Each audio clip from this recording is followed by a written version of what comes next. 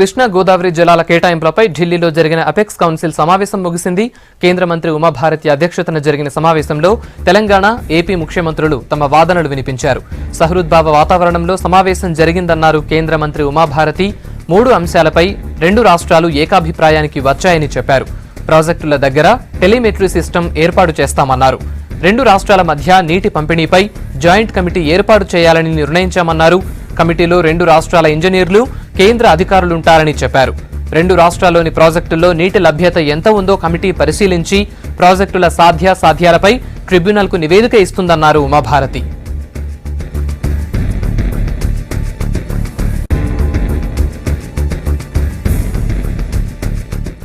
तेलंगाना और आंध्र प्रदेश के मुख्यमंत्री महोदयों की बैठक हुई है। 3 मुद्दों पर सहमति हो गई और इतना आनंद का वातावरण में सहमति हुई। काउंसिल की बैठक थी ये कि एक टेलीमेट्री सिस्टम लगेगा, टेंडरिंग प्रोसेस हो गई है बहुत जल्दी, एक ज्वाइंट टीम बनेगी। दोनों ने बहुत प्रसन्नता से प्रस्ताव रखा और उसमें दोनों राज्यों के अधिकारी भी रहेंगे, इंजीनियर्स, और केंद्र के भी। और वो कमेटी पानी के बारे में, वाटर शेयरिंग के बारे में अपनी रिपोर्ट देगी और हम ट्रिब्यूनल को रिक्वेस्ट करेंगे कि वो जल्दी इस पे अपना फैसला सुना दें। और इस तरह से आंध्र और तेलंगाना के राज्यों के बीच में इन 3 बिंदुओं पर सहमति हो गई। बाकी बिंदुओं पर उनका आपस में अधिकारियों के स्तर पर विचार चलता रहेगा। हमें कोई रास्ता निकालना पड़ेगा नदियों और पानी के बंटवारे को लेकर के, समाधान परक रास्ते बने रहे। और इसमें आज तेलंगाना और आंध्र प्रदेश ने एक आदर्श उदाहरण प्रस्तुत किया है, आपस में एक दूसरे के राज्य की चिंता की है। टेलीमेट्री सिस्टम लग जाएगा जहां जहां वो कहेंगे वाटर गेजिंग के लिए। और दोनों राज्यों ने मांग की है इसकी कि कितना पानी किस नदी से निकल रहा है और कितना किस राज्य में जा रहा है। दूसरा, एक ज्वाइंट कमेटी बन जाएगी जिसमें कि दोनों राज्यों के इंजीनियर होंगे और हमारे केंद्र के भी जल संसाधन विभाग के इंजीनियर के विंग होंगे। और वो उस पूरी वाटर के बेसिन की पूरी वाटर अवेलेबिलिटी को असेस कर लेंगे, स्टडी कर लेंगे। उस स्टडी के साथ हम ट्रिब्यूनल को वो स्टडी हम भेजेंगे और हम ट्रिब्यूनल से आग्रह करेंगे कि वो अपना फैसला सुना दें किस राज्य का कितना पानी है, ताकि अपने अपने राज्य अपने अपने प्रोजेक्ट का निर्माण करें। और ये दोनों राज्यों ने ही अपनी सहमति दी है, इसलिए मैं घोषित कर रही हूँ और इसमें कहीं कोई दिक्कत नहीं थी। और इसके अलावा मुझे इस विषय पर नहीं बोलना है। माननीय सुप्रीम कोर्ट ने हमें आदेश दिया था, हमारे को आदेश दिया था कि काउंसिल बैठे, दोनों राज्यों के मुख्यमंत्री बैठे और हम बैठे और हम कोशिश करें कि आपस की बातचीत से समाधान हो जाए। तो आज तीनों का प्रयास हुआ, माननीय मुख्यमंत्री आंध्रा का, माननीय मुख्यमंत्री तेलंगाना का और वाटर रिसोर्स मिनिस्ट्री का आपस में एक प्रयास हुआ कि बातचीत से और संवाद से ही आपस में ये मामला सुलझ जाए। तो इसलिए उसका ये रास्ता निकाला गया है। మరిన్ని అప్డేట్స్ భరత్ అందిస్తారు. భరత్, చెప్పండి, అపెక్స్ కౌన్సిల్ మీటింగ్ డీటెయిల్స్ ఏంటి? రాజేంద్ర, మొత్తం 5 అంశాలపై చర్చించేందుకు అపెక్స్ కౌన్సిల్ సమావేశం జరిగింది. మొదటి అంశం ఏంటంటే పాలమూరు రంగారెడ్డి దిండి ఎత్తిపోతల పథకంపై ఆంధ్రప్రదేశ్ ప్రభుత్వం చేసిన ఫిర్యాదు. దీనిపై చర్చ జరిగింది. దీనిపై 2 రాష్ట్రాలు ఎవరి వాదన వాళ్ళు వినిపించాయి.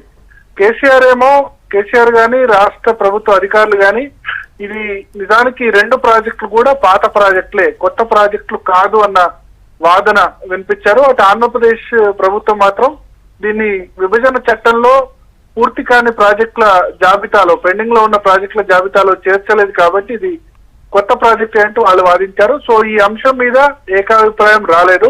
రెండవది, working arrangement for sharing of water, అంటే 2 రాష్ట్రాల మధ్య నీటి పంపిణీ గురించి వర్కింగ్ అరేంజ్మెంట్ ఎలా చేసుకోవడం, దీనిపై ఏకాభిప్రాయం వచ్చింది. తర్వాత transparent mechanism for measuring out flows and inflows at different locations and reservoirs, అంటే ఈ 2-3 ఈ అంశాలతో ఏకాభిప్రాయం వచ్చింది. ఒకటి ఏంటంటే ఈ రిజర్వాయర్స్ లో, తెలంగాణ ఆంధ్రప్రదేశ్ లో రిజర్వాయర్స్ లో ఎవరు ఎంత నీటిని వాడుకుంటున్నారు, ఏ రాష్ట్రం ఎంత నీరు వాడుకుంటుందన్న ఖచ్చితమైన లెక్కలు లేవు. ఇప్పుడు ఉదాహరణకు చూసుకుంటే పోతిరెడ్డిపాడు నుంచి, శ్రీశైలం నుంచి పోతిరెడ్డిపాడు హెడ్ రెగ్యులేటరీకి 15 టీఎంసీల నీరును ఈ సంవత్సరం డ్రా చేశామని ఆంధ్రప్రదేశ్ ప్రభుత్వం చెప్తోంది. కానీ అంతకంటే ఎక్కువ నీటిని డ్రా చేశారు, దాదాపు 40 టీఎంసీల వరకు డ్రా చేశారని మన రాష్ట్ర ప్రభుత్వం ఆరోపిస్తోంది. అందుకు సంబంధించి కొన్ని సాక్ష్యాధారాలు కూడా సేకరించారు. సో ఖచ్చితమైన లెక్కలు తేలాలంటే 2 రాష్ట్రాల్లో అన్ని ప్రాజెక్టుల దగ్గర కూడా టెలిమెట్రీ సిస్టమ్ ఉండాలి. ఈ టెలిమెట్రీ సిస్టమ్ ద్వారా ఎక్కడ ఎంత ఇన్ఫ్లోస్ ఉన్నాయి, ఎంత అవుట్ఫ్లోస్ ఉన్నాయి అన్నది ఖచ్చితంగా తెలుసుకోవచ్చు అని మన రాష్ట్ర ప్రభుత్వం ప్రపోజ్ చేసింది. దీనికి 2 రాష్ట్రాలు కూడా అంగీకరిస్తాయి. సో మొదటి ఇష్యూ, అంగీకరించిన ఇష్యూ ఏంటంటే టెలిమెట్రీ సిస్టమ్ అన్ని ప్రాజెక్టులు ఏర్పాటు చేయడం మీద 2 రాష్ట్రాలు కూడా అంగీకరించాయి. దీనిపై ఇక 2 రాష్ట్రాల మధ్య అంగీకారం కుదిరినట్టే. రెండవది ఏంటంటే ఈ షేరింగ్ ఆఫ్ వాటర్ నీటి పంపిణీ ఒకటి.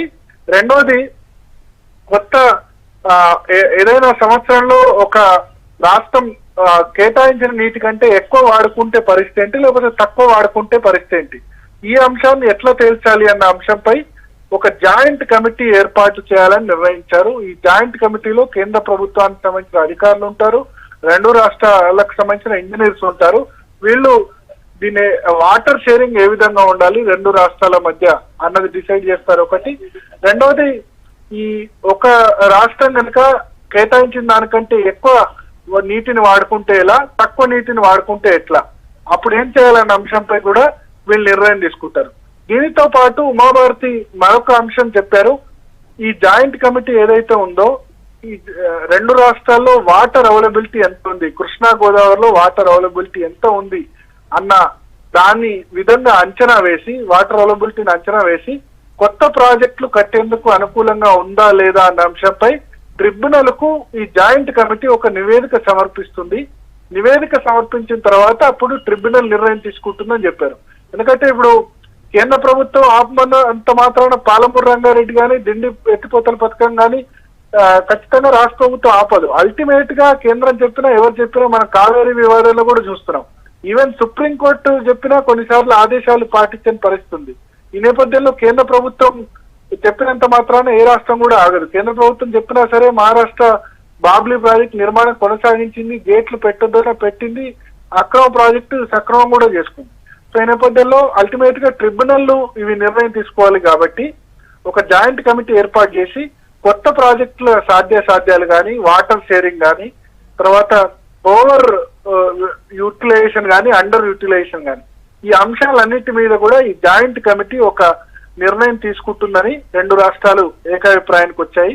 అయితే పాలమూరు రంగారెడ్డి, దిండి ఎత్తిపోతల పథకంపై మాత్రం 2 రాష్ట్రాలు ఎవరి వాదన వాళ్లే వినిపించినట్టు తెలుస్తోంది. కొంత మంచి వాతావరణంలోనే చర్చలు జరిగాయి. 5 ఎజెండా అంశాల్లో దాదాపు 3 అంశాల్లో ఒక స్పష్టత వచ్చినట్లే. 2 అంశాల మీదే, పాలమూరు రంగారెడ్డి, దిండి మీద ఎటువంటి డైరెక్షన్ కేంద్రం ఇవ్వలేదు. 2 రాష్ట్రాల మధ్య కూడా ఎటువంటి అంగీకారం రాలేదు. రెండవది గోదావరి వాటర్ ను కృష్ణాకు డైవర్ట్ చేశారని రాష్ట్ర ప్రభుత్వం ముఖ్యంగా పట్టిసీమ ద్వారా డైవర్ట్ చేశారు కాబట్టి ముందే బచావత్ ట్రిబ్యునల్ లో ఒక అంశాన్ని పేర్కొన్నారు. ఏంటంటే పోలవరం ప్రాజెక్టుకు అనుమతులు వచ్చిన మరుక్షణం 45 టీఎంసీల నీరు ఎగువ రాష్ట్రానికి వస్తుందని. సో ఇప్పుడు పోలవరం ప్రాజెక్టుకు అన్ని అనుమతులు వచ్చాయి, నేషనల్ స్టేటస్ కూడా ఉంది.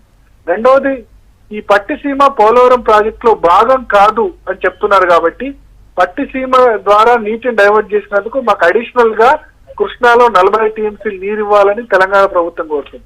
దీని మీద కూడా ఎటువంటి అంగీకారానికి రాలేదని తెలుస్తోంది. ఓవరాల్ గా 3 అంశాలపై ఏకాభిప్రాయం కుదిరిందని ఉమాభారతి సమావేశం ముగిసిన తర్వాత చెప్తున్నారు. అయితే పాలమూరు రంగారెడ్డి, దిండి ఎత్తిపోతల పథకంపై మాత్రం ఎటువంటి ఏకాభిప్రాయానికి అయితే 2 రాష్ట్రాలు రానట్టు తెలుస్తోంది. Rajendra. Right Bharat, thank you for the update.